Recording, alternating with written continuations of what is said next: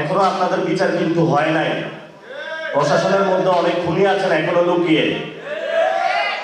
শহীদ ফ্যামিলিতে দেখলে তেলে বেগুনে জ্বলে উঠে।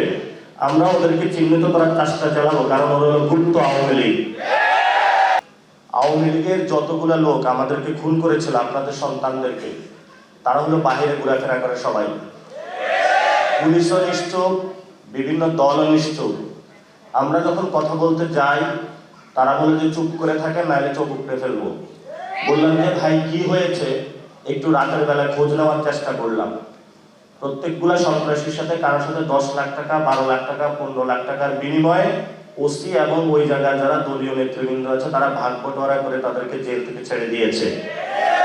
এখন তারা এসে আহতদেরকে হুমকি দিচ্ছে, খায়া ফেলবো, মায়েরা ফেলবো, সব করে ফেলবো। আপনাদেরকে দেয় নাই? তাহলে আপনাদের জীবনের নিরাপত্তা কোথায়? জীবনের যদি নিরাপত্তা না থাকে, প্রধানমন্ত্রী না দিতে পারে, তাহলে আমরা কি আবার সেই শহীদের খাতায় নাম লেখাবো, নাকি আমাদের জীবনের নিরাপত্তা আমরা নিশ্চিত করবো বাংলাদেশে ইনশাআল্লাহ? আরেকটি বিষয় হলো, আমি অনেক জায়গায় গিয়েছি, অনেকে এসে কান্নাকাটি করে। ওসি, উপজেলা প্রশাসন থেকে শুরু করে বিভিন্ন জায়গায় আহত যদি কেউ পরিচয় দেয়, শহীদ ফ্যামিলি যদি কেউ পরিচয় দেয়, মনে হচ্ছে যে পৃথিবীতে সে সবচেয়ে অচ্যুত। প্রশাসন কথা বলে না।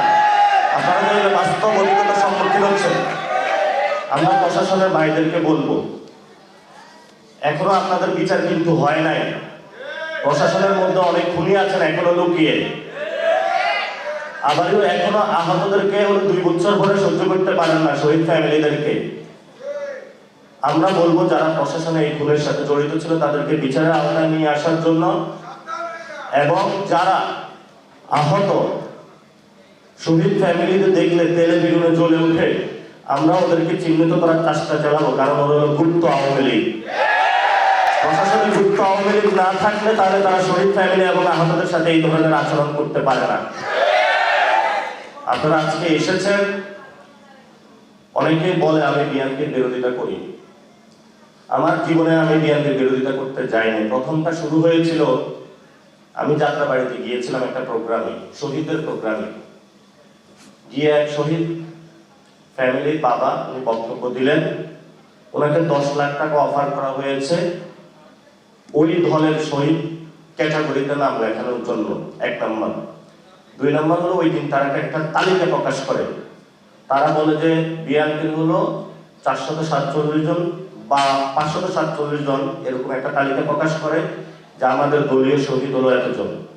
আমি বাসায় এসে একটু ঘাটাঘাটি করলাম। ঘাটাঘাটি করে দেখি এই দাবিটা সত্য নয়। এরপর থেকে আমি এই জনযুদ্ধ শুরু করলাম। যারা বাংলাদেশের শহীদদেরকে দলীয় বানাইতে চায়, তারা বাংলাদেশের শহীদদেরকে ধারণ করবেও না, আর জুলাই সনদকেও ধারণ করবে না। তাদের নামে এখন এই যুদ্ধ শুরু হয়ে গেল।